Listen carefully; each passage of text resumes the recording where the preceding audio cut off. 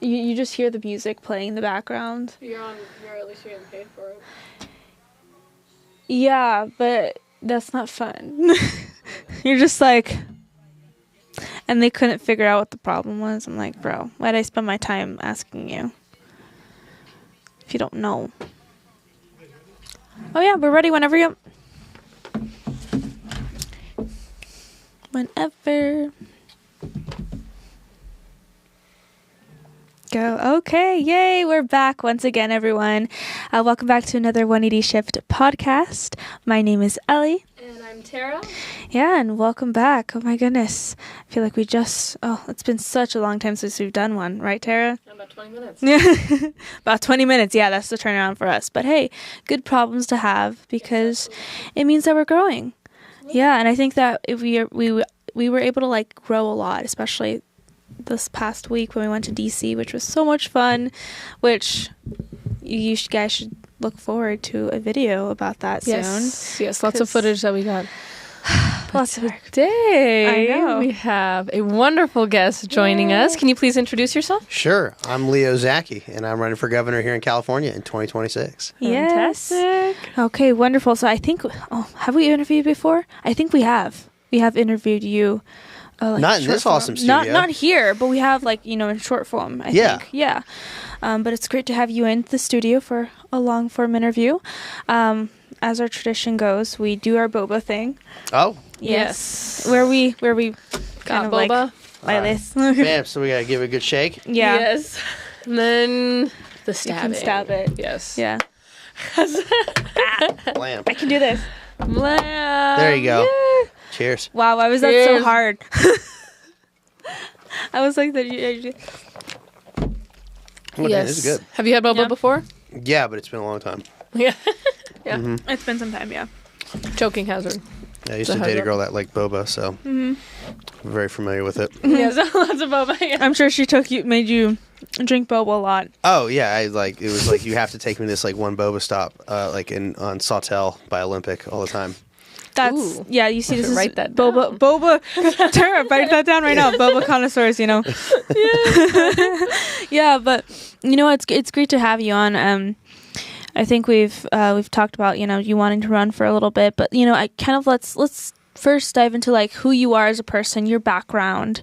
So yeah, talk to us about what little you had in mind. Did you ever want to run for something when you were smaller, or was this something that just came up later on in life? It came up later on in life due to what I was doing professionally. And obviously Trump was a big influence on that for sure. I started out working for my family. I did little things when I was younger, and when I was 15, I started going with my grandmother to the California Poultry Federation board meetings, and we'd go to DC and Sacramento and meet with all the politicians and USDA, the FDA, the EPA, and you got to see, the actual underbelly and the inside of politics. And growing up as a kid, you just assume that everybody who's elected to office is the best and the brightest. All right. And I quickly learned that wasn't the case. When I was 18, I became an official board member for the California Poultry Federation, and I did that for 10 years. And then when I left college, I officially came on board as an employee at Zacky Farms, and I worked my way up to becoming vice president, and that took me a couple of years to do, but I did it.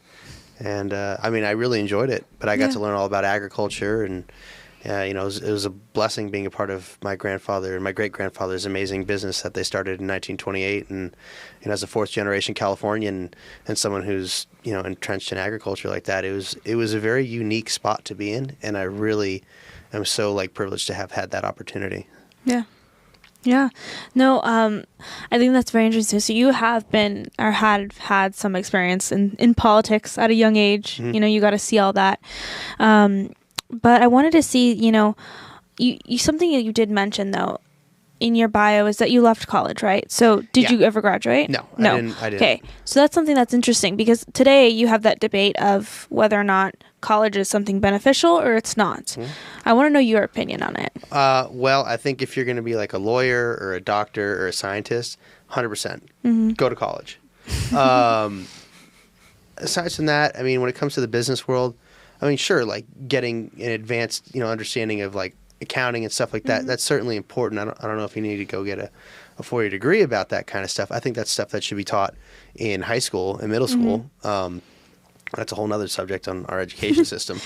But, I mean, it was a great time. I had fun. I met a lot of people. Would I do it again? 100%. But, I mean, you don't need to be a college graduate to be successful. I mean, look at all the people out there that are so successful today that haven't been. I'm not encouraging folks not to go to school, but, I mean, I don't think you should go for a gender studies degree. I don't think that's going to really help too much. But, yeah, nobody in my family graduated college. Wow. Really? Yeah. I mean, nobody. Wow. Okay. So that's pretty interesting because your family's been pretty successful. Not bad, right? Yeah. That is pretty interesting. Yeah. But did they learn through like apprenticeship and they had their own? Well, they just worked really hard. And I mean, back when it was a simpler time, I mean, agriculture, working the land and, working with animals and butchering, those are all very important trades. They're still important trades today. They're just not, privately owned in small mom and pop situations like they used to be. Everything's kind of been conglomeratized and megacorped out. Mm-hmm. Yeah. Is that the current situation in California? Like, how would you summarize farmland in California? Oh, I mean, there's a lot of big businesses that own the majority of the farmland. There's still a lot of independent farmers, and they'll raise product for a big megacorp, and like they'll just be contract growers in that regard. But there are still independent ones that do a lot of stuff, and they are facing a lot of difficulties here in the state, no doubt. Yeah. Now, just sort of, I guess, jumping into why you wanted to become or why you wanted to run for this race. What were some of the personal experiences that you've gone through that inspired you to want to take this sort of leap into this whole entire craziness of running for an office? Well, like I mentioned, when I would go to D.C. and Sacramento and meet with the politicians and the bureaucrats, I was just really dumbfounded at how incompetent and lack of caring that they had for the people, the businesses, and the families that were in the people that were employed by the businesses, and how the decisions that they made at those levels impacted everybody, and also their lack of understanding at the most basic levels. So that was a really big wake up call for me. Right. And also, when Trump won, I mean, it showed that you could be a private citizen and you could go from just that to being the highest office in the land. And I thought that was pretty, powerful. I mean, granted, he's a celebrity and a multi-billionaire and all that, but it showed that it wasn't an impossibility, and you didn't have to be this career politician to do things. And that's something I'm very against, is career politicians, folks who get into this stuff and they just climb the ladder of politics and they stay in there forever. Because the one question I like to ask folks that are elected to office or ask of them is, what would you do if you weren't a politician? Yeah. Many of them, I mean, you see a lot of them in one particular, I guess, side. I mean, I think both sides still have them too, but I've seen a lot of politicians where just right out of college, they immediately ran for office or served in some political, I guess, space, and they've been doing that since they were like just fresh out of there, and they haven't done anything else. Correct. Like, they have no experience elsewhere in the real world. They haven't gotten an actual job, didn't work at a fast food place, didn't work at like some office, nothing. And so it's pretty interesting to see how they sort of dictate a lot of how our life is run, and have no actual experience. Right. You got to have some sort of life experience in some sort of field. I mean, definitely get involved in a business in some way. I mean, whether you go and work for somebody or you just start your own out the gate, I mean, have that baseline understanding. I think that's really important. I mean, when you're talking about politics, I mean, especially this country or even the state for that matter, I mean, it has to be run like a business, and that's what Donald Trump's doing. And I think we're seeing a lot of success. We saw it in his first term. I'm thrilled with the first 8 days already. I don't know about you guys. It's definitely been interesting. All those executive orders being like coming out of nowhere. Yeah, but that's what you can do from the highest office. When you're the head executive and you can just push through these orders, I mean, and taking control of an administration like that, it's not that government has all these, look how fast they're getting things done. I mean, this long, drawn-out process. They like to, spin this yarn to everybody about, oh, well, we have to do this, we have to do that. And no, you can get the change that you need to make happen immediately. Yeah. So what I'm hearing from you is your motivation really stemmed from the fact that you're tired of seeing California run by these career politicians. Yeah, and also the fact that the way the legislature here in California has just been dictating to industries and businesses, it's just detrimental. We were the largest privately owned employer in the state of California at one point. We had 4,000 employees. We were family owned, and we got wiped out. Yeah. Yeah, we've definitely seen a lot of businesses leave California. What were some of those examples that you can tell us that made this happen? I mean, the biggest one for sure would be the minimum wage increase, because we were vertically integrated. So that means we did everything in-house. So the only things we bought were packaging material and raw materials like feed. And so everything else, like we milled our own grain, and then we had our own trucks that would transport the birds and the feed around, and we had our own ranches and our own processing facilities and cook facilities. So everything we did was in-house. And so when you slap a $15 an hour minimum wage on what you're doing, you have extremely high costs up and down. All the savings that you had now disappear. And the competitors that we're playing with on a national scale and even a global scale, they don't have that $15 an hour minimum wage that they're playing with. And labor is 40% of your fixed cost, and usually in any given business. And when you're competing with folks that produce at $7.75 an hour, and it's cheaper for them to ship it across the country, and they can beat you on price at the grocery store down the street, you've lost your competitive edge. How can I be competitive in this marketplace? And so that really was crippling. I mean, high utility costs is another thing, like water, for example, and power. They're shutting down nuclear power plants in the state. They're destroying dams here in California, so that's a double whammy. And believe it or not, poultry is very water intensive. I mean, yeah, obviously the birds have to drink, but when you go through the process of actually breaking down the birds and cleaning out the carcasses to make everything safe for human consumption, there's also the sanitation component to it, and it's not just in the processing facilities. It's in the hatcheries, it's in the cook plants. I mean, I worked all these jobs. I've done sanitation myself, so I know how much water goes into it, and it's a lot. But if you want to have nice, clean meat that's available in your grocery store in a tray pack, ready to eat, short of preparing it, that's what it takes. Yeah, I mean, that's pretty interesting. I never thought about how much water goes into even that. It's so crazy. Oh, and the hands that touch it. I mean, on the jobs. I mean, there's literally 50 hands that probably touch that piece of chicken breast before it gets on your plate. Wow. That's crazy to think about. Anyways. In one way or the other. Yeah. I'm like, hold on. That's a crazy number to think about. No, but, kind of like, I guess, following along the whole entire job thing we're kind of talking about, and the economy that is currently happening in California. I want to know what your plan would be to support those small businesses if you would become governor. Well, small businesses need to have a fair tax bracket because they're being taxed into oblivion. And that's why you see so many businesses packing up and leaving. I mean, you saw Chevron, a 140-year company that started here in California, pack up and leave. I mean, Oracle left. So many big companies have left because the same taxes that are impeding their ability to be successful are the ones that are impeding our smaller businesses to be impeding the small businesses as well. And then just the regulatory process and all the different forms and all the things you have to do to get your business up and running. I mean, like a restaurant, for example. You got to rent the space, so you start paying rent. Then you got to get the permits for whether you want to do alcohol sales or cooking and all that. I mean, by the time you get through the whole permitting process, and if it's efficient, it'll take you maybe 6 months. So then you've already spent half your yearly budget on what you're going to do just in setting up. Now you got 6 months to make a year's worth of money. So it's pretty difficult unless you have the bankroll to make it happen.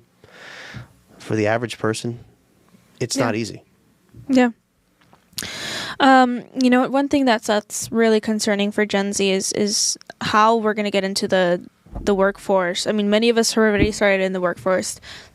Part of us are only 13. right? So part of our generation's teenagers, and they are looking to go into the workforce, and they're kind of like worried about their jobs, right? How are they going to get one? And you've even seen videos of like people crying, right? Have you seen those on TikTok where they're just crying because they're like, I've gone out to different businesses, I've put in my, resume, but none of them are accepting me. I don't know why. But I want to know, what do you think the problem is for that, and how would you solve that here in California?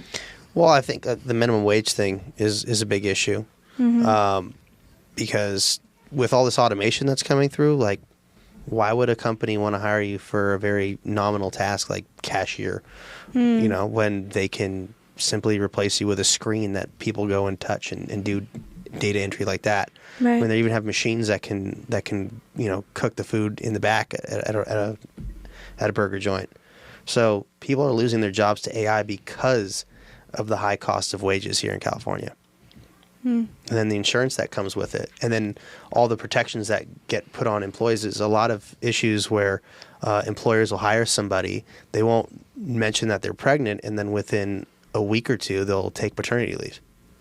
So there's all sorts of things that people do take advantage of the business world with that as well. So businesses are a little standoffish because they don't have the protections from the government, because everything's not that we shouldn't take care of employees and protect employees. It's just, if you're going to put these businesses at such a disadvantage where they can be taken advantage of like that, they're going to be less incentivized to want to hire folks. Right. Is it possible, though, that, the automation replacing a lot of, basic jobs like cashier and,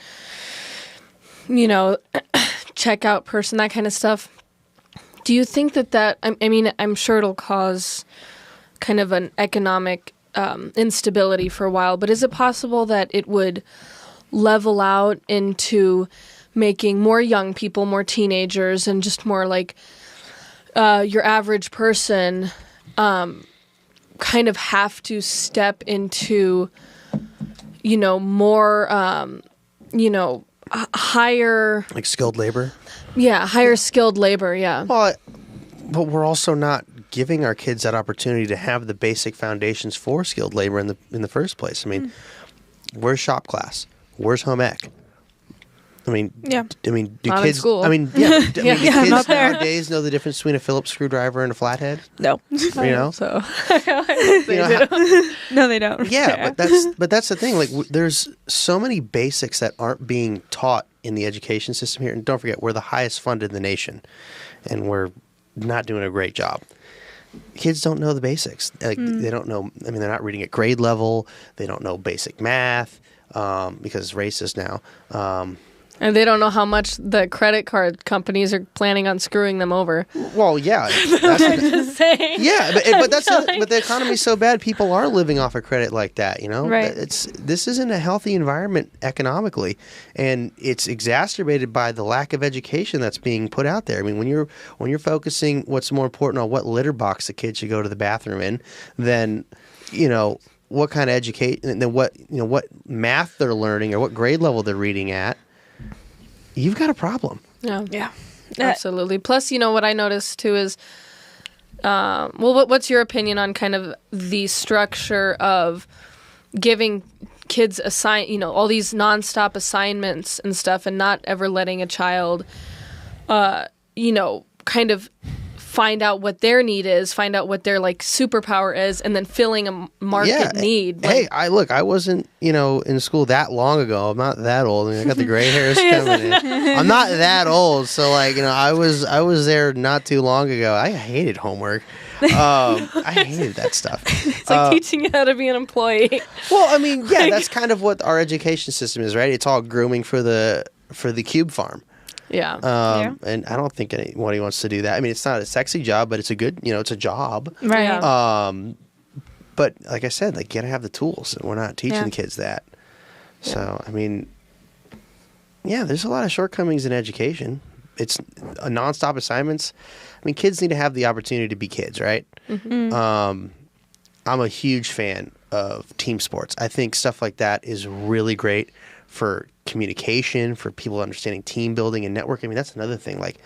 Social skills are not doing so hot right now.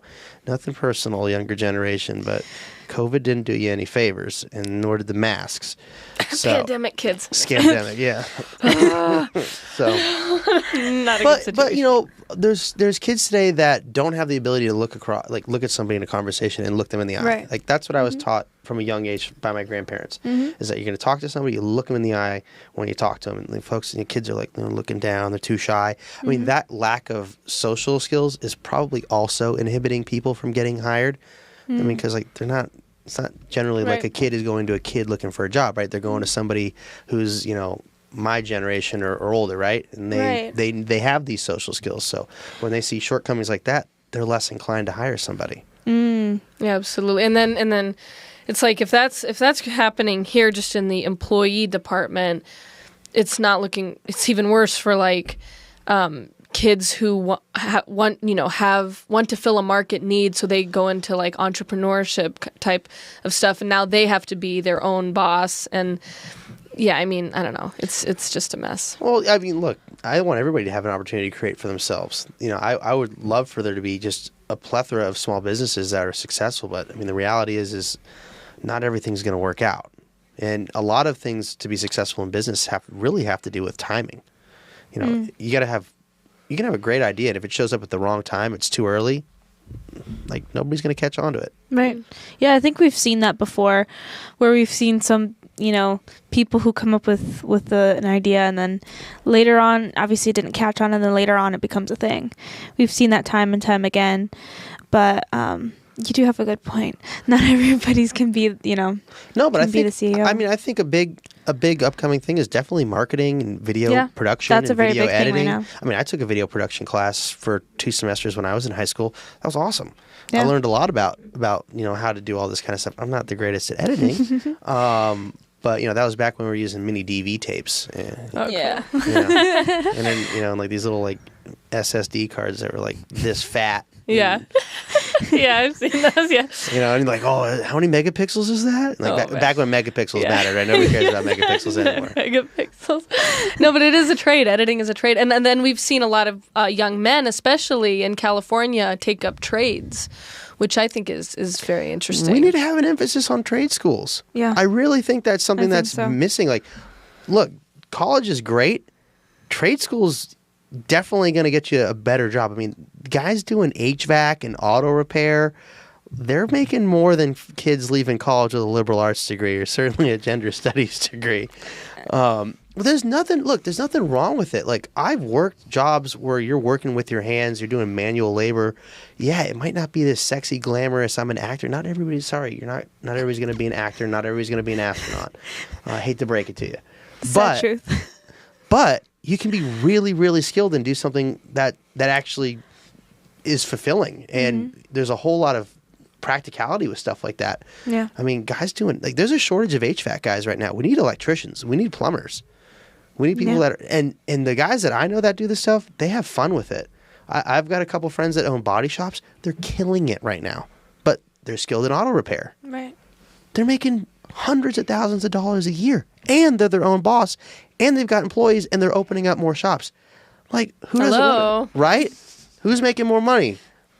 The trade skills. We need to emphasize that. We need to be focused on making this country a manufacturer again. Because right now we're just consumers. And we're importing everything, and we're not creating anything of our own. And California is the prime place for creating with all the raw materials that we have here. Are you kidding me? Plus the raw talent.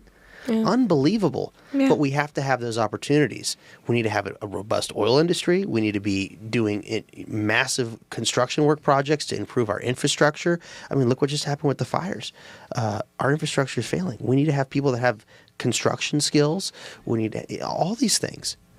Yeah. And again, it's actually kind of fun. And when you get done at the end of the day doing stuff with your bare hands, and you're like, wow, I did that. I made that. It feels good. Yeah. That's true. That's so true. And you know what? You don't have a ton of debt following behind you, hopefully. I hope not. Right? But, well, sometimes, you know, when you get yourself into a few business ventures, you'll have some debt. But I think that it's less than college Student tuition loans. right now. Yeah, I think going to like a trade school is probably less It is. expensive than a 4-year college. It is for sure. Yeah, it is. I mean, you know what? I took one, I was going to go to a private university, but that didn't turn out because it was just way too expensive. I was looking at all the cost of it, and I was like, it was a really amazing school. And I was like, I love, the education going to be amazing, but do I really want to get myself into so much debt, and then carry that with me for like a big chunk of my life? But instead I chose a community college, and that's what I did. Hey, I started out at CC. Yeah? Yeah, I did a semester at community college. Yeah. It's not, I went to Santa Monica City College. Like, Yeah. Big deal. It's a very smart business decision, I think. Like, Yeah. I think I'll appreciate that later on. get your like core stuff out of the way, and then then go do the fancy stuff. Yeah.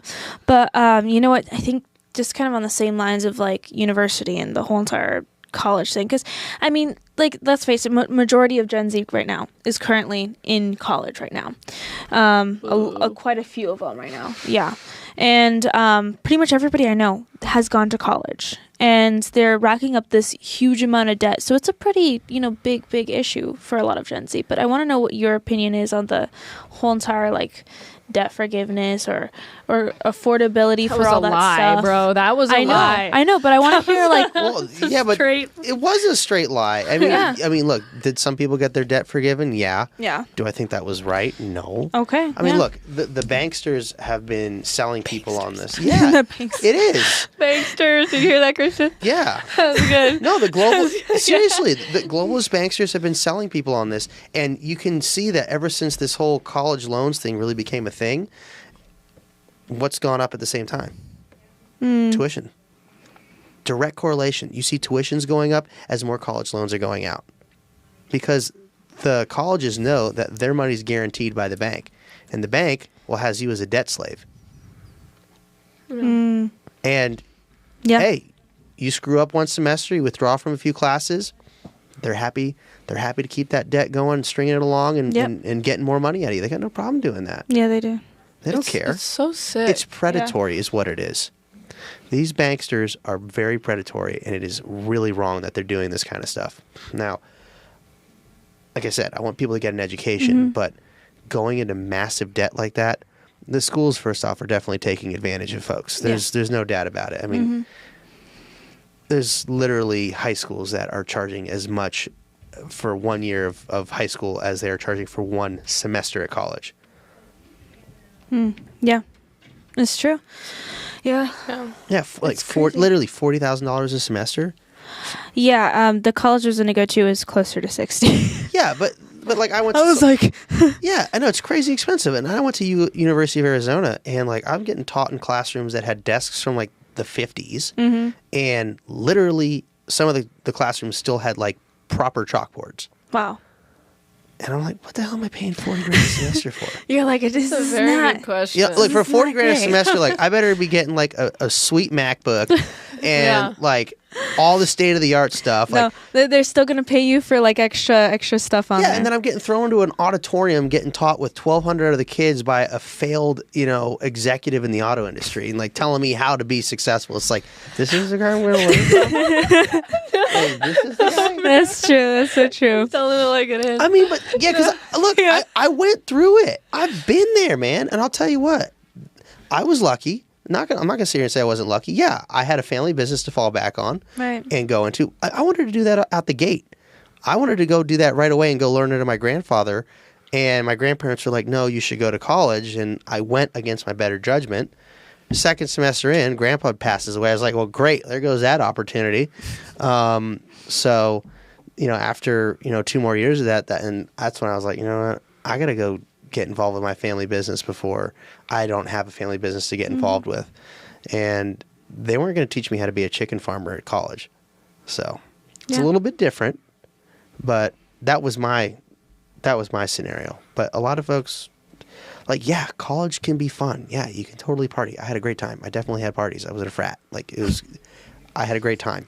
I feel like that's where most of the debt money goes. Those parties. Yeah. Yeah, but then you're missing Sure. class. The and- financial system. Hey, look. Terrible. It's like, Hey, the saying was D's get degrees. oh my gosh. Well, you know what? They aren't wrong, but it isn't necessarily. But Correct. really good employers are definitely going to want to look at your GPA. So definitely study and go to class and do your homework. The best advice I can give anybody in college for sure is if you can get a tutor and go to office hours, because the more you get to know your professors, the better you'll get. Like you get like one-on-one situations with your actual professor. They'll know who you are. They'll definitely probably give you a little bit more leniency. And just having that one-on-one it goes so far. And also take a language class because they're worth 5 units. Yeah, 5 units. There's 5 units. Yes, yeah. I haven't gotten that far, but 5 units? That sounds good. Yeah. Oh, okay. Let's do this. No, I'm choosing all my classes for spring semester, which starts next month. Oh, and rate my professor. Yes. Oh, that is so helpful. That is so helpful. Yeah. Oh, I love rate my professor. It makes a big difference. You don't want the annoying, crappy one. You want the one that's like, yeah, this guy's fun, or this guy's cool, or she's like a great instructor. Yeah. You want the good professors. Yeah, you want the good ones, not the ones that are like, I hate my professor. They were the worst. They don't give any like. I guess yeah. There's some of I'm those. just saying, like, I get this. Like, it wasn't that long ago I was in college. Like, I did this. Yeah.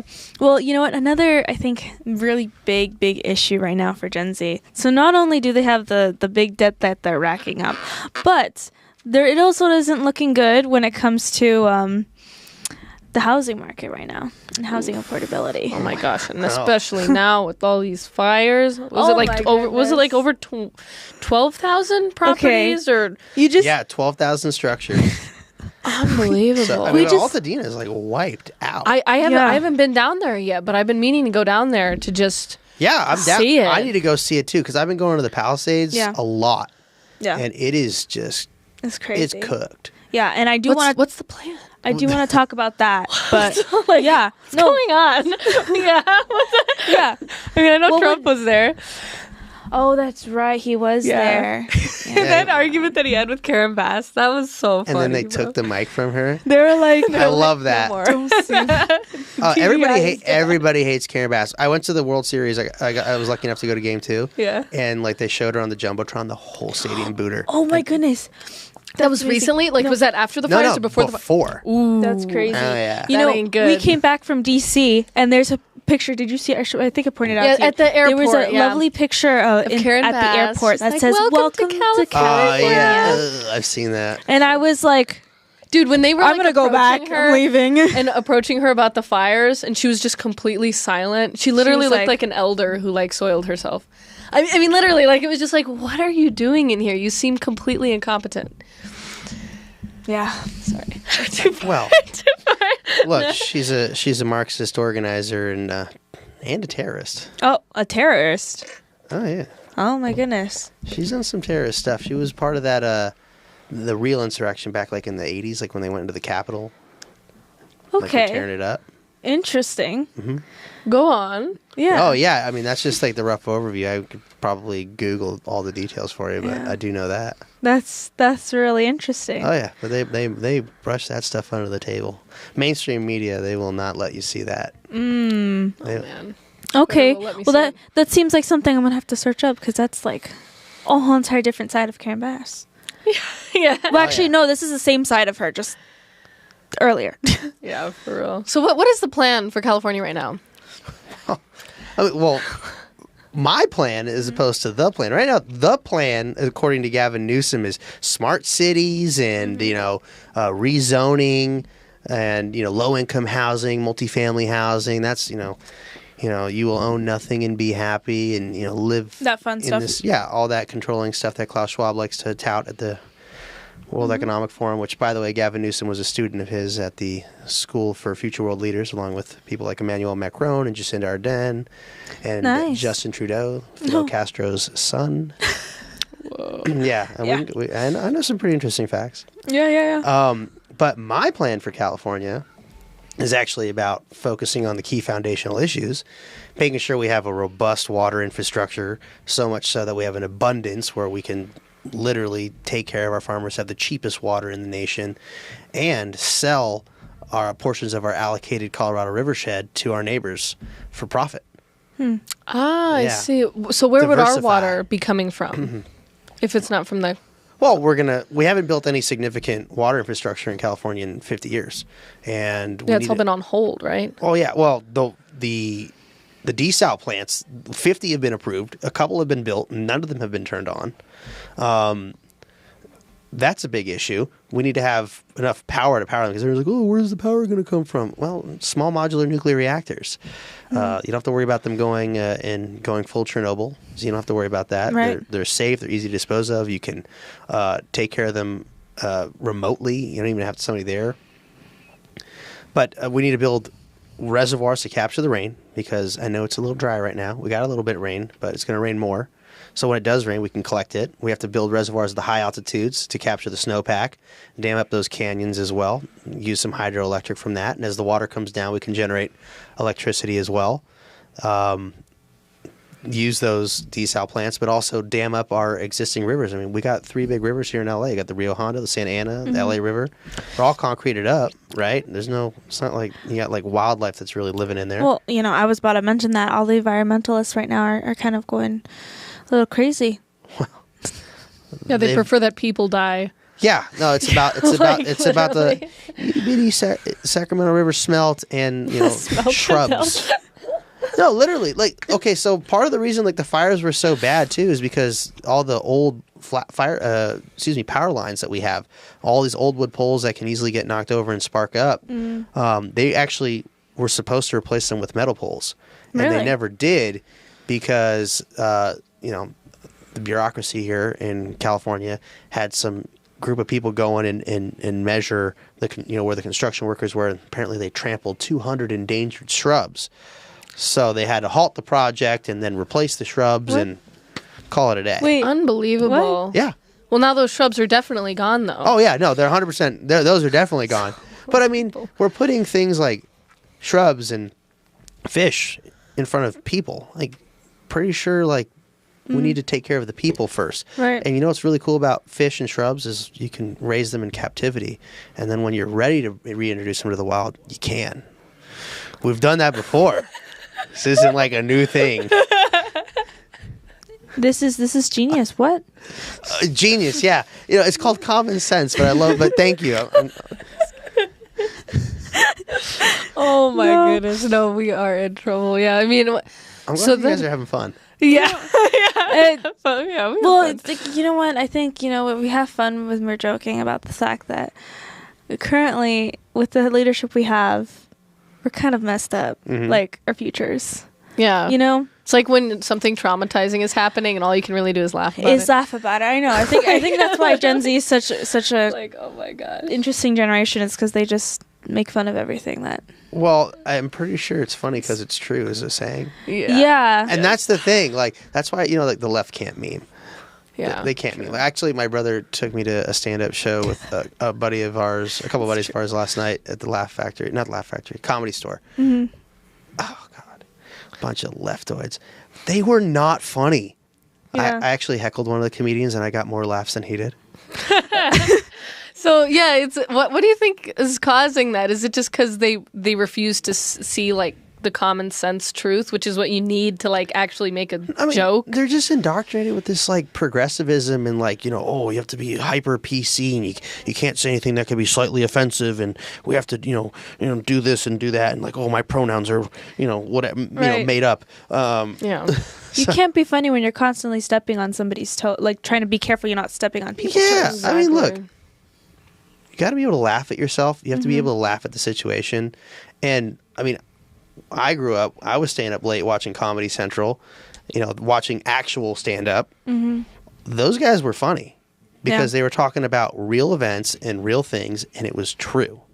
And that's the whole thing. You got to be able to laugh at that. And I think Gen Z is actually pretty cool in that regard, that they see past the BS. Oh, totally. I saw so many memes about the Gavin Newsom thing where he was like, I'm trying to explain to you. Yes, remember yes, that? yes. Where he overly uses his hands. He's like, we're gonna get the Smelta Delt had nothing to do with this, okay?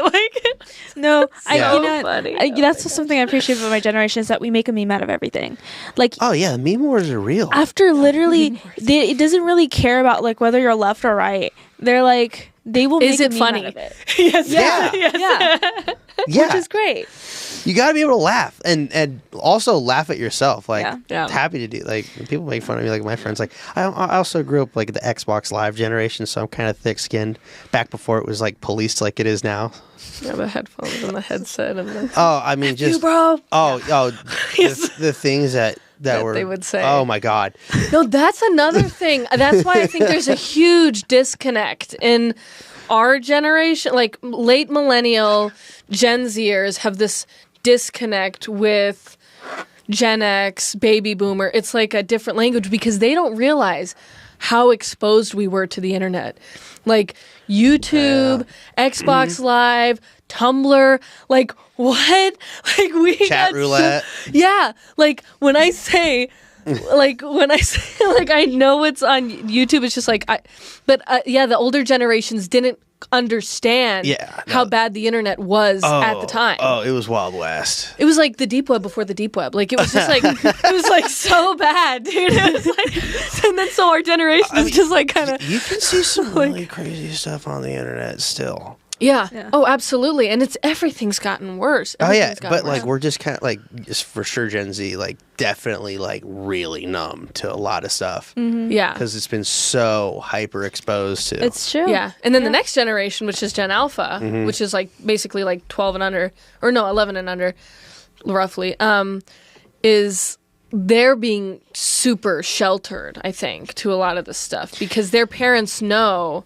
Exactly. Like that's what I've noticed is like you know what kind I think, I don't know, maybe you've a lot of them are kind of handed an iPad and just left to their own devices usually. That's something I don't agree with. Really? I don't think like just I mean, trust me, it's really easy. I've seen a lot of them. I've seen parents do that. I have friends that have kids that They do just hand that them an sometimes. iPad. Like don't get me wrong, like sometimes like it's just like I get it. Like you've had a long day. Like you don't want to deal with like screaming kid who just wants to like play. Like I mean, I don't even think people play Fruit Ninja anymore. But like, that's how old I am. Okay, I like love look, No, I love that game. They have that at Chuck E. Cheese. They have a giant they do. Fruit They Ninja. have a huge one. which is the craziest thing to me is because like I remember when that like first came out and like people were like, oh, Fruit Ninja. I love that one. Now you can like literally pay to get like a card because no more tokens, right? Yeah. Oh, I hated that. Yeah, no tickets either. Yeah, I know. I know. I was all about getting like fistfuls of tickets Me at too. Chuck E. Me Cheese too. and at Castle Park. Like Yeah. that was my jam. Like because you'd load the token up and for the you'd flick it into the dinosaur heads and stuff like that. I was always really good at that. No, but it's different now. It's all digitalized and everything. Yeah, but I mean, I don't think that's like the best way. I think like I guess part of home ec should probably include some sort of parenting and discipline stuff. I mean, like. I can't just like throw like an iPhone or an iPad and like shut up, like leave me alone. Like I get it, like we're all stressed, we're all busy, but that's kind of like the world that our families have been forced into with this just mismanaged economy and this mismanaged government. Like both parents got to go to work just to put food on the table and keep a roof over our heads, and then. At the end of the day, I mean, it's always just been kids raising kids. Yeah, stressful. It's just stress. Yeah. But there's like a wholesome way to do it, where you have like values and morals and structure and education and discipline. Yeah. This whole timeout stuff. No. It doesn't work out. No, when I acted up, that belt came out. You hear that leather, you hear that buckle jingle. You're like, oh. And you know what happened? You didn't do that again. You didn't do it again. You didn't do that again. You're like, no. Yeah. No, you see, there's a difference between how some people are being raised today. Yeah. And it shows. Yeah, look, kids are, I'm not saying beat your kids. But no, obviously not. My goodness. I'm saying beat them. Like, you ever watch like Animal Planet or something like that, and like Mama Bear's out with the cubs with and like panda. Dangers come in or whatever, and the cubs are still playing. What does Mama Bear do? Smacks them. Yeah. Guess what? Fall in line. No problem. Or like I've seen panda videos where literally like the panda is just like, "What are you doing?" Just smacks them and just because it's like their nature. I'm not saying like hit your kids, beat your kids. You know what I mean? Just discipline them in a manner that like makes them respectable in society. Yes. and respect the parent. Yeah. That's a whole nother thing. We're getting way into the weeds here. I know. I Seriously. mean, True. I haven't even talked to you about like half the stuff I want to do. I mean, like, water is water is one thing I really want to do, and I have a great plan for. But I also have a plan for homelessness. And Let's talk about that. because that is another thing that's coming up right now. Is all the homeless shelters are packed out from people who lost their homes, and then the homeless people are going to churches and just sleeping there. It's pretty bad. Yeah. So what's going to happen with homelessness? Well, if we continue to fund it the way that we are, we'll probably see the same results we got with the last $24 billion the state spent, which is 50% more homeless. But we can't continue to do that. I'd like to actually give people help, and we have to identify the problem. And everybody's like, housing first. No, it's not housing first. It's these people have a mental health crisis and a drug addiction, or both. That's really what's keeping them on the street. So we have to provide treatment. We got to get them off the streets, enforce our vagrancy laws, and say, look, you want to live like this? Go camp for real out in the woods. No problem. Have a good time. Otherwise, you're breaking the law, and you need help. Yeah. And we're going to give them that help because societies are judged by how their lowest strata of people are treated. So we need to get them into facilities, and I don't mean like big brick and mortar multi-million-dollar facilities. I'm talking small modular, like little tiny homes, but not like, a $20,000 Home Depot shed that they seem to sell the state on. I'm talking like a proper 400 square foot individual unit, this bedroom, bathroom, kitchen area, living area that they'll be responsible for. And it takes an hour to set up. They're $2,000 a unit. And they'll live in them. They'll get drug treatment. They'll get mental health treatment. And they're also going to learn a job skill. So they're going to work. Yeah. They're doing all the basic stuff. Like, I don't know, give 100,000 people a shovel. How fast do you think you can dig a deep hole? Pretty quick. You know what else they can do? Pour concrete. You know what happens when you got those two combined? A reservoir. Oh. Yeah, wow, yeah. What a concept. Yeah. So have them help build the reservoirs in the state with basic, construction, and also do underbrush clearing. That's going to help mitigate the wildfires. Mm-hmm. Have them do sanitation, clean up, scrub down Hollywood Boulevard, clean the pier, the wharf up in San Francisco, all the big tourist traps, like maintain that stuff. Make it look pretty. Give them purpose. Right, of course. And then basic agriculture, raise crops, maybe even livestock. Use that to feed them, or if it's like for animal feed, great. You've raised a whole bunch of stuff, and guess what? The state gets to sell it for profit. It's like back to the basics. Right. But so we're going to do things that are going to offset the cost of their experience there, but they're going to get help, and they're going to earn a living wage doing it. It's not slave labor. So we'll deduct the cost of their medical treatment and their drug treatment, deduct the cost of their living, which would be $75 a month for the actual unit, and whatever money's left over, and there will be money left over, they're not going to be put into debt, goes into an account they can't touch till they complete the program. When they complete the program, they've got a job skill, they've got money in the bank, they've got their mental health or drug habit under control, and they know how to manage it properly. They're eligible for government-assisted housing, and anybody who hires them coming out of the program gets a tax incentive for doing so.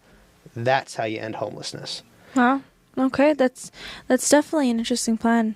I mean, it sounds feasible. What's stopping LA from expanding these like tiny homes out of LA County? Like, what is stopping that? LA Why do they always? By LA. Well, yeah, but like, couldn't they work in partnership with neighboring counties to extend? Because like what I always notice is like, well, who's fiscally responsible for it? That's kind of what it boils down to, and their jurisdiction is literally by an imaginary line. Mm-hmm. Just like we got like arbitrary gun laws in California, but you go to Arizona, it's a free for all. Yeah. Right. Yeah. One thing that I was wondering, because you're saying like the government would make money off of that, right? So it would be sort of like potentially it could. I don't know how profitable it could be, right? But it would certainly offset the expense, right? And all the other net positive returns from like underbrush clearing and not having to spend millions and billions of dollars on wildfires, right? Or having an abundance of water, which allows us to raise more crops and have more jobs, which then increases our overall taxable revenue. These are all, it comes in different forms. Yeah. Well, I'm thinking of that, but obviously our government's in debt, right? But what are some things that you would do to sort of cut down the cost of the government right now? Well, you got to stop the wasteful spending. I mean, we're funding illegal immigrants' health care and education and housing. I mean, with Trump in office now, I think that's going to really start to go away. But I mean, we're wasting money. We're not spending it properly. I mean, we got about 200,000 inmates in California right now, so that makes up 0.5% of the total population of California. But we spend $10 billion a year on our inmate population, which is about 5% of our budget. So we spent 5% of our budget on 0.5% of the worst people in the state. There's no proper purchasing department. Like at Zacky Farms, like you had a purchasing department. Any big company has a purchasing department, and their job is to get the best quality or the quality product that we need at the best possible price. Mm-hmm. And we don't have that. We just give all these different departments, the money that they had last year. It's like spend it all or you don't get any more next year. That's how we're operating. So no, we need to rein that in and have efficient, proper, oversight on how things are being acquired. Yeah. We need a proper purchasing department.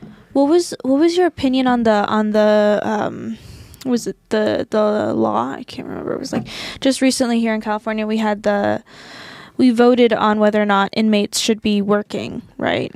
Yeah, and they should. What was your opinion on that? They should be doing something. What, 3 hots in a cot and the best workout routine you could ever need? Like, I don't think so. Everybody, the criminals that go in there, they wind up leaving better criminals. No. Prison's not supposed to be a workout vacation.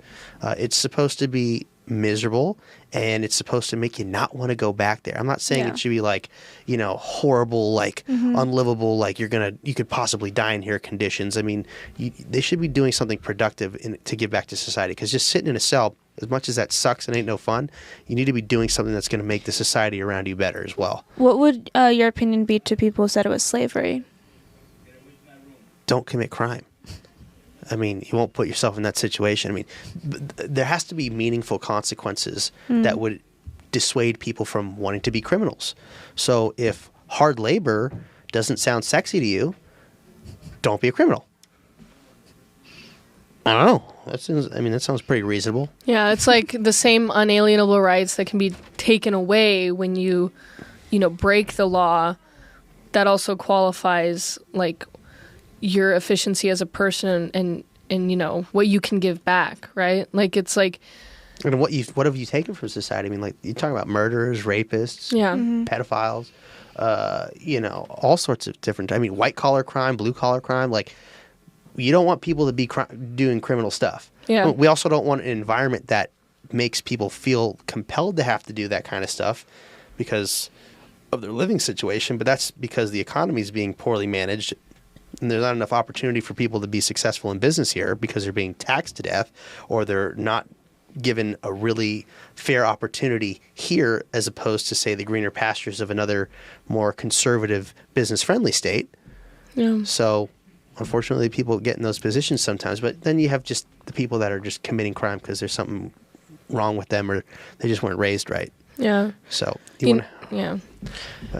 speaking of safety, we've seen so much horror in California, in Los Angeles, because of fentanyl. How would you go about that crisis? Well, first off, all the fentanyl in the world is being produced in China, 100%. And they clearly have a deal with the Mexican cartel because I don't think the doctors are buying it in the amounts that are flooding our country right now. And so they're bringing it over the border illegally. I mean, the smallest amount can kill somebody. I mean, these drugs need to be stopped before they come into this country. And we have an epidemic. We have a drug problem in this country. I mean, there was the opioids. I've lost friends to opioids. So, and now we've transitioned from opioids to fentanyl. And I mean, look, if you're selling drugs if you're lacing drugs with fentanyl and selling them, like, dude, you're basically a murderer. And whether you can directly trace a transaction that killed somebody to that person, I can almost guarantee you that would happen. Like, that's a heinous crime, and we got to stop that kind of stuff. So locking down our borders is for sure a big thing that we need to do, and I would absolutely help the federal government make sure that was the case. And then anybody selling drugs like that, like, dude, you need to go to jail. Like, if you're in possession of drugs, you should go to rehab. That's another thing. Like, we have to have some sort of prison reform. Like, if you're caught with drugs, you go to rehab. If you're caught selling drugs, you go to jail or prison. Yeah. And there needs to be consequences that, again, dissuade people from wanting to do this kind of stuff. What's your perspective of, like, I know of someone who, in prison, from selling a drug to someone that was laced with fentanyl, but she didn't know it. Like, I mean, that's the risk you take when you get into that business. I mean, you could be a smart drug dealer or a conscientious drug dealer, if that's even a thing, and, like, what, buy fentanyl test strips and test the stuff you're getting from your supplier? I mean, even that is terrible. I guess. Yeah. No. Yeah. Not the best thing. I mean, great, yeah, you just kind of throw your life away. maybe just don't get into the business. Yeah, but everybody's nowadays, they want to make the fast buck, right? Everybody, Right. that's why everybody's like, crypto's so great. They're desperate, yeah. And I don't want crypto to, like, replace cash. I'm a firm believer in cash is king. Got to have cash. Always should have cash. And I like the privacy aspect of cash as well. Yeah. I mean, look, we got to have some level of freedom. Like, if you're going to choose to do drugs and go get your, that's a choice that you make. And again, that's a consequence that you have to live with, and there's risks that come with that. So, but I just don't like the whole track and trace thing. I'm not too fond of that. But I mean, the only thing I do like about crypto is that you can invest in it. I mean, yeah, you can get screwed with a rug pull, but it's not like you're funding like an evil megacorp like Pfizer or something like that, or like a military industrial complex like a Palantir or something like that. Like, I don't want to invest in companies like that because I feel like I'm funding that kind of stuff that I absolutely don't stand for. Whereas crypto, like, yeah, probably somebody started that. The meme coins are funny too. So, who doesn't want to make a quick buck? But there's no way to really make it. Like, people get lucky, but not everybody's going to be that next crypto billionaire. Yeah. Yeah. That's true. Just speaking of, how to improve the well-being of, like, the average American that lives in California, what would you do to help our economy here and help job growth, especially with, like, AI and everything? Well, I mean, I certainly think that we need to open up the oil in California. We have a lot of natural resources. And there's a town just north of Bakersfield called Oildale off the 99, and it's called Oildale for a reason. There's a lot of oil. And California could be totally self-sufficient on oil, 100%, and exporting it. We wouldn't have to worry about importing it. We'd have the cheapest gas in arguably, I mean, it might be a tough fight with Texas, but we could have some of the cheapest gas in the nation. We'd create 100,000 jobs overnight like that. It would bring in at least $80 billion a year in revenue to the state. I mean, the economic boom that would come from doing just that alone is unbelievable. Having a logging industry would be great too. There's only one company that can do logging right now. We need to open that up because competition is good. Mm-hmm. Competition improves the quality of things, and that would help with the underbrush situation with the wildfires. It would absolutely help defeat the invasive bark beetle that's killing so many of our amazing trees in our forests. So things like that are going to absolutely help. And then obviously lowering the taxes, making the regulatory process a lot less difficult, but just the permitting process should be expedited. I mean, permitting shouldn't take more than a week. In a lot of cases, it takes months.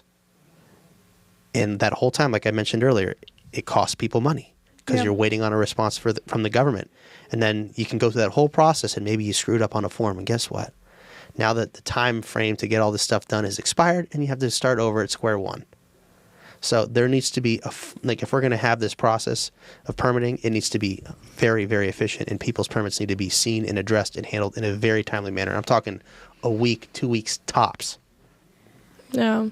Mm-hmm. So those are the kinds of things that we need to invest in here in California. Yeah, so, speaking of permits too, do you know kind of what the plan is or what it should be to rebuild Los Angeles right now? Because I'm hearing, like, people are already hiring architects. People are already, like, applying for permits. Yeah. There's a likelihood that some of their permits of where they had their home for decades is not going to be accepted by the government. Which I think is bogus. I think it was there in the beginning. It's fine. Like, I mean, sure, maybe like you lived on the cliffside, and now with the rains, like the landslide kind of came and changed things. Like, I can see how that could be an issue, but those are very, specific cases. But when you talk about all these flats out here in Altadena or like in the Highlands or in Palisades, like, just let them rebuild their home. Like, why do we have to go through this whole process? Like, get the dozers, get the dump trucks, clean that crap up, because the longer it sits and the more it rains, all that stuff is going to wash out to the sea. And I'm telling you, you're not going to go to the beach this summer in California, and there's going to be a lot of fallout, and I can guarantee you there's going to be a big ecological impact because of the fact that it's taking this long to clean it up. And when the rains come, which they do, it's going to be another environmental disaster that people, I guess, weren't anticipating. But let me tell you, a fourth-generation Californian, I've lived in Los Angeles my whole life. I'm 33 as it is today. It goes earthquakes, fire, rain, mudslides, repeat. Okay? So it's going to wash that crap into the sea, and it's not going to be good. So we need to just expedite this stuff. Let them build a home. Like, just rebuild it how it was. Sure, upgrade the infrastructure. I'm all game for that. Put the power lines underground or replace them with metal poles that are, far more durable. Upgrade the, make sure the fire hydrants actually work. That wouldn't that be cool? If the fire hydrants actually worked and had water. That's the kind of stuff, like, infrastructure wise, that should change. Aside from that, let people rebuild exactly how it was. And look, if they have an idea to do something different, then they can apply for the permit to do something different. But at least get back to them in a reasonable manner. But let's get this crap cleaned up already. Let's rebuild LA. Yeah, definitely. I mean, that's something that's so interesting, because people are talking about the water being contaminated. Although I kind of already felt that was going to happen before they mentioned all that, because I was like, it's just so natural that things would happen, that it would obviously get to the water supply. I mean, that's the fire. All the winds were making everything go. But just let it. I mean, letting it sit is only going to exacerbate that problem. Yeah, but really, they want it to take this long because they want the problem, because they want the crisis, because then it's something else that they can throw money at, and they can pay somebody. We need the money for this. We have to raise the taxes for that. It's always going to be mismanaged. Would that backfire on them when the people are upset at the fact that they haven't cleaned up anything? I mean, this whole entire disaster, I've gone out and interviewed the people from the fires, right, who've lost their homes, and they are fed up with both Gavin Newsom and Karen Bass. Don't you think this will fire on them? They're the ones that should be held accountable. I mean, this happened. They're the top people, respectively. Like, she's the head of Los Angeles. Right. He's the head of the state. I mean, they both did budget cuts to their respective fire departments. But, I mean, really, Gavin Newsom's the one to blame. I mean, look at all the devastating wildfires we've had under his watch. I mean, the Thomas Fire, the Camp Fire. I mean, each one just exponentially greater in magnitude. And this one being as deadly as it was. I mean, how many people are dead? 25 at least? Yeah. 12,000 structures destroyed. And this was all avoidable because we could have properly managed our forests like the Native Americans did. They did back burning, and they knew how to live with the land. But we didn't have fire hydrants that worked. We didn't have water in our reservoirs. Yeah. We weren't prepared for a disaster of this magnitude. Right, but that's the whole thing, is that everything about this government is reactive and not proactive. Like I mentioned earlier, like, we know this is going to happen. We know there's going to be a fire season. We know there's going to be years where we have less rain. And we know that eventually the rains will come. And when it does come, it's going to bring the mudslides. Right. So we know this is going to happen. Why not take the proactive stance in doing it? And you'll save a ton of money in the process. Yep. And having a robust fire department, like, we gave away our equipment to Ukraine. Like, it was extra, but I guess extra isn't so extra when you need it in a case of an emergency, right? Right. And we could build out a proper, like, really robust, modern fire department here in California. And you know what's really cool is we can lease it out to other states when they have a problem. So if we get our stuff under control and we're not pissing billions of dollars fighting our fires here in California, and we have this big, robust, fire department that can knock down our blazes quickly, but we can lease it out to other states. So when Montana's on fire, we can send over our equipment, and guess what? They're going to pay us money for it. What, you think all these other places that send their equipment, they just do it out of the kindness of their heart and out of their own pocket? No. It's on our dime. Yeah. But it's another way. But here's the thing. I'm talking about creating additional revenue streams that aren't coming from your tax-paying dollar, because the only way the state has a revenue right now is from taxing we the people. And I'm talking about bringing in money to the state that's not exclusively from taxation. And that's how you're going to be able to do all the wonderful projects that people want and really bring us into the modern day in the 21st century. Absolutely. That's wonderful. One thing that I actually wanted to ask, it's a little change of tune, but, Gen Z, one of the biggest things right now is also mental health crisis that's going on. I wanted to know your opinion, because even though you're only in your 30s, I think I always find it interesting what older people than us think about this whole entire situation, about the mental health. Again, we see people on TikTok, Instagram, whatever, crying about their mental health. You've seen a lot of Gen Z do that. I don't know if you've seen it, but I've seen it. There's a lot of pill pushers. Well, yeah. But I wanted to know what what you think is the reason for it. I mean, I personally think it's like a lack of faith in our country right now. But I wanted to know, your... Oh, that's for sure one contributing thing. I mean, we're actually at a point where our generation doesn't really have a chance at ever having home ownership. Right. And when you lose that, like, hope that you can ever attain home ownership, you lose that drive to ever want to have a family, right? Because like, if you can't have a home and be a provider, how the hell are you going to start a family? So what the hell's the point of starting a family? Just go be a present hedonist, live in the moment, live for pleasure, live right now, right? Go out and party and drink and take drugs. That's what we've devolved into, because people have lost that ability to earn because of the way our economy has been just absolutely flushed down the toilet, because the opportunities aren't there. But this is what the people in charge want. They hate people. They hate humanity. They're transhumanists.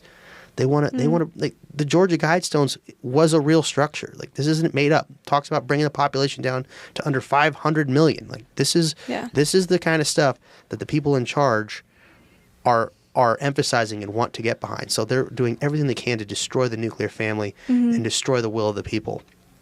And like I said earlier, there's a lot of pill pushers that want to sell drugs.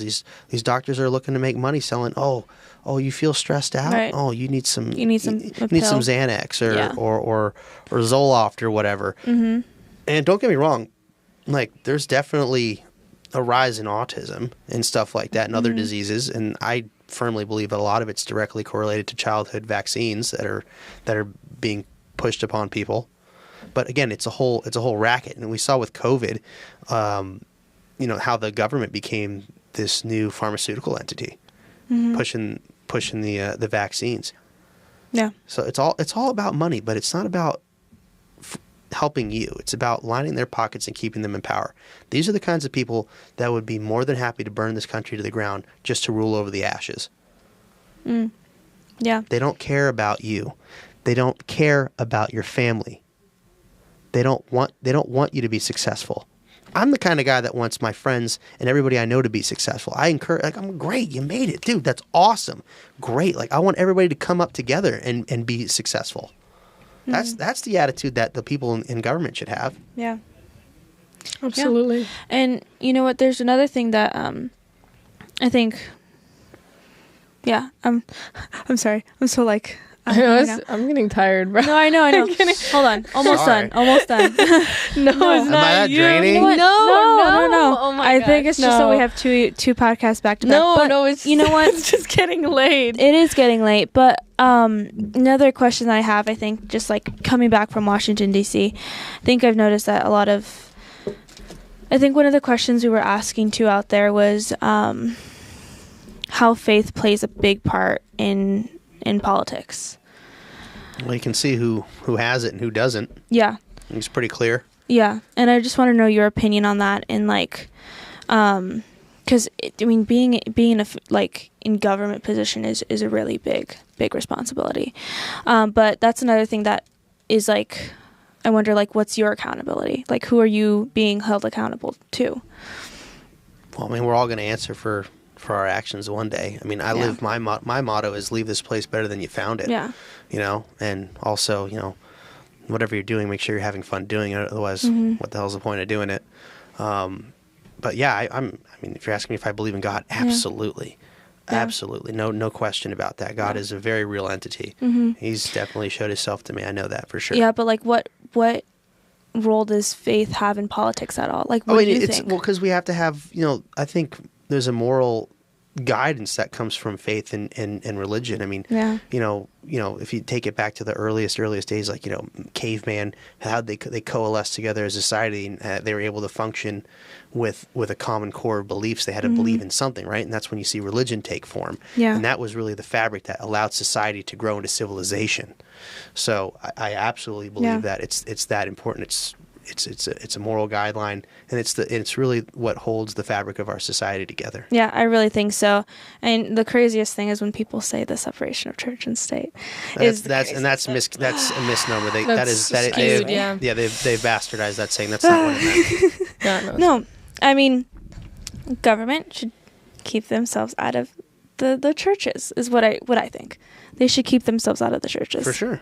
Because that's what we saw in like COVID, and that's a whole entire other it's part situation. Of the First Amendment. Exactly. Because California, several other states did this, but California, like literally, and this was something that the governor did, was shut down all the churches and everything. Yeah, but you go get a bag of weed or a bottle of liquor. Yes. Yeah, that was cool. Yeah, and then right now we're hearing the whispers of another pandemic or something with the bird flu.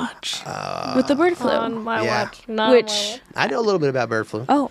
Well, I was in the poultry industry. That's right. That's right. That's right. About that. No. Apparently, the first case is jumped species to human, and it killed somebody. Yes, it did. Well, look, back when I was in college, they were talking about swine flu, and they made everybody go out and get vaccinated for that. So it's another way probably for them to just push drugs. Well, I want to know, like, if that ever happened, like a pandemic happened again, what would your how would you handle it differently than, let's say, our current governor right now? Well, we're not locking down. We're not making people wear masks. We're not doing this hocus pocus baloney Fauci science and WHO crap. Sweden fared very well. I've been to Sweden a couple times. They did fine. Yeah. We don't need to do any of that stuff. Look, if you're sick, stay home. It's really not that hard. Wash your damn hands. Cover your mouth when you cough or sneeze. I don't know, basic crap. It's not that hard. Yeah. Yeah. No. Seriously. It's your responsibility. You're not going to become a nanny state where you're like... Right, but that's the whole thing. They're pushing this nanny state stuff. Don't worry. Big brother government's going to take care of you. Don't worry. You don't need to think for yourself. Take some more Xanax. Yeah. Here, just don't ask questions. Shh. It's going to be okay. Take the injection. Don't ask questions. No. Tara's like, I'm done. It's funny because it's true. Hey, have we gone full circle or what? Yes, I think we have. Yeah. Oh my goodness. Okay. I think it's a good place to end off. Okay. We're full circle. All right. Well, we should have you on again. I think we could talk a lot more about different issues. Oh, yeah. Absolutely. Down the rabbit hole. Yes. I know. Hey, we go. How far down you want to go? I know. I think we were trying to jump into like different little things and trying to click off them. But you know what? Hey. I talked a little bit about what I want to do, and that's like, I'm telling you, that's a really small piece. Really small piece. I have so many things. It's a big job, so I understand. But here's the thing. I've thought about it because I care, because I'm from here, because I've been through it in business. I've got 120-year plus family heritage in this state, 4th generation. Like, this is my home, and I'm sick and tired of these people lying to my face and promising me the world and giving me nothing, because we've got broken roads and broken people and a broken system, and nothing works and nobody can afford anything, and everything right now really, really sucks. And I hate when my friends and my teammates move away because they can't afford to be here and they don't want to raise their kids here. It makes my quality of life suck in this place that's supposed to be amazing, and it has everything to make it amazing except good leadership and common sense. And that's exactly what I'm here to bring to the table. And I'd love to come back and tell you more about how I'm going to do more things. I'll lay it all out in detail. No problem. Absolutely. That'd be wonderful. And you're bringing energy, which is because you're... Yeah, and I'm not 1,000 years old. Yeah. And, not like Nancy Pelosi. Like, that's different. I'm not 1,000. I'm sure I might not be 1,000 years old of wisdom, but let me tell you, I got... But you have energy, which is like our political realm so lacks that, and it shows. And it's like, no wonder Gen Z isn't voting. Yeah, but I want to look, and I'm going to be the governor for everybody in California, not just the Republicans. Yeah, I'm going to run most likely as a Republican because I believe in conservative values, no doubt. Yeah. But I want to be the governor for everybody. I'm not here to change the way you live and take away your rights and your freedoms. I'm not here to change the social, the social issues. I don't want to talk about that because everything right now is so broken at the foundational level. It impacts everybody, and we need to fix that stuff first. You want to bicker about other things, social issues. You know what? You want me to change the rules about it? Go get a petition together. Go get the signatures. Put it on the ballot and have a vote about it. Yeah. If it passes, no problem. I'll sign off on it. But I'm going to do what the people want, and I'm going to make sure the people get exactly what they deserve. And that's a functioning government, an affordable place to live, a safe place to live. That is the envy of the world, as we damn well should be. Yeah, because we're the most beautiful state. Okay, so this is paradise, just like Trump. I think it's the most beautiful state personally. But last question, as we always end off on this question, what is your advice to Gen Z? Well, we live in a world where there's they love to throw the world misinformation around. There's no doubt about it. We're certainly being lied to by a lot of people. I would say you need to figure out what is real and what is not real and be able to differentiate between the two. Look, there's always going to be what he said, what she said, and what actually happened. So be able to identify those things. Don't take anything at face value. Do your research. Learn about the people. Learn about the subjects that you're curious about or that you're hearing about.